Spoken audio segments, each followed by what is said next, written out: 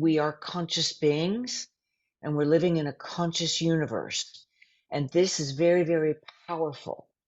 And we've talked about how divine light, which is the cosmic ethers of all there is, manifests from the invisible realm to the visible realm through our thoughts. And then our emotions are what give impetus to our actions. But these thoughts and the repetitive thoughts are what create our reality. And so when you look at this whole greater reality that we're in, and this kind of trance state through the repetition of a narrative that is fear-based keeps us away from our own cosmic consciousness and our own awareness. And we say divine light, which is equally everywhere present, made up of an infinite intelligence. This is pure consciousness, knows all things because it is inherent in all things, created all things. An omniscient wisdom that organically, naturally manages all things for the highest good of all. So the whole structure is always in balance. Even when it seems like it's out of balance, it's just from your point of view. But everything is always in its own balance, playing off of each other and communicating on that quantum scale. Just as you are communicating to yourself, the cells of your body, your emotional world, your human aspect, your intellectual world. So there's that pure stream of information that our human consciousness selectively perceives what it's going to take on and include in its worldview.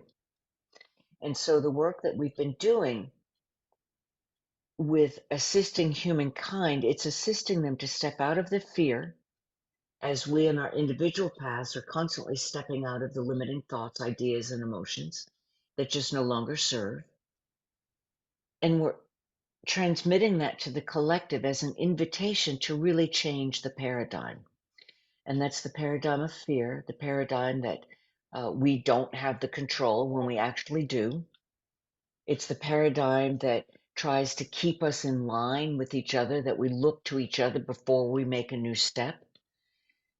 It's the paradigm that reminds us, or that constantly redirects our attention away from our divine soul knowing, away from that cosmic consciousness, away from that divine soul family group, your origin family, away from your natural organic cosmic connections.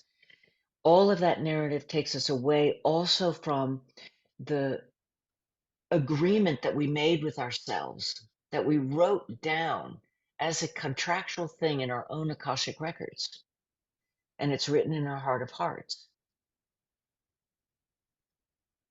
Keeping us busy with all the white noise keeps us away from knowing who we really are. On a deeper level, we're connected with the earth. We're connected with nature. We're connected with all sentient beings. We're connected with elementals, the waters, the plant kingdom, the animal kingdoms. We're connected to everything. And the way we experience it and the way we view it is through our own worldview. So that you open up your mind and heart to your origins, what you're here to do, and what you can do to assist humankind to wake up to the fact that we are not alone in the universe. And in fact, the universe is filled with sentient life. So as you feel into you, what do you want the world to know? What do you want the world to know? Let it rise up. Don't just choose the first thought that comes to mind. Let it rise up to where you feel almost a sense of relief that your human aspect is listened. Thank you so much for listening, and thank you so much for being interested in learning on how to live your light more fully and freely with emotional freedoms that you haven't even yet begun to dream of, and that gives you the courage and clarity to live your divine soul purpose. Now, just so that I play well with the algorithms here on YouTube, be sure to like the video.